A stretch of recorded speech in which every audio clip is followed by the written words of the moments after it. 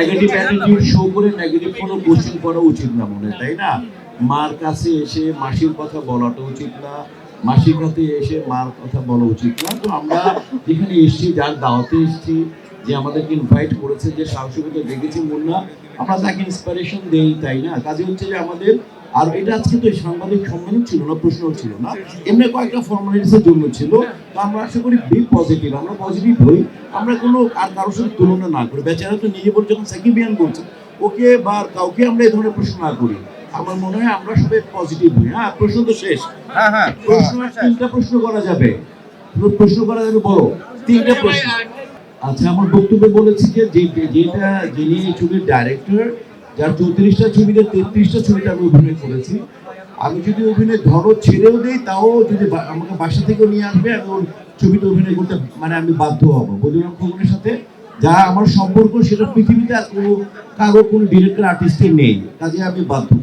প্রত্যেকটা ইউনিভার্সিটিতে যখন ফর্ম দেয়, ইউনিভার্সিটিতে যখন যে ক্রাইটেরিয়া দেয়, ফর্ম থাকলে এই ফর্ম নিয়ে ভর্তি হবার সবাই ইচ্ছা করে যে আমি ইউনিভার্সিটিতে ভর্তি হব।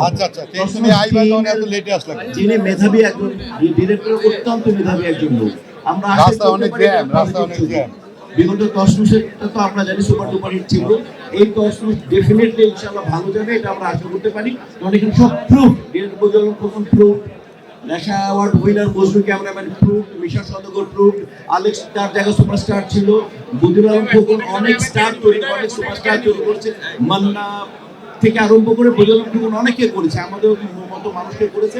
কাজে অলরেডি আমরা আশা করতে পারি যে আমরা একটা ভালো ছবি, যেহেতু হয় নাই, আমরা আশাই করতে পারি টিমটা স্ট্রং এবং সব এ ক্যাটাগরি টিম। আমরা ইনশাআল্লাহ আশা করি প্রথম শ্রেণী একটা আনন্দ পেতে যাবে।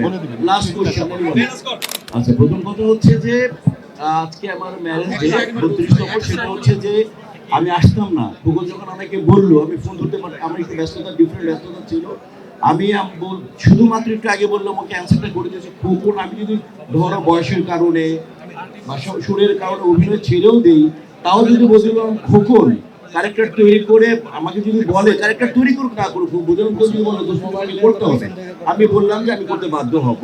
তো এই ছবি কাজে বললাম খোকনের ছবির মহরত। আর তোমাদের সাথে দেখা হবে, এর চেয়ে বড় সুখ আর কি হতে পারে? তোমার ভাবি গাড়িতে বসে আছে, উনি আমেরিকা থেকে, তোমরা জানো।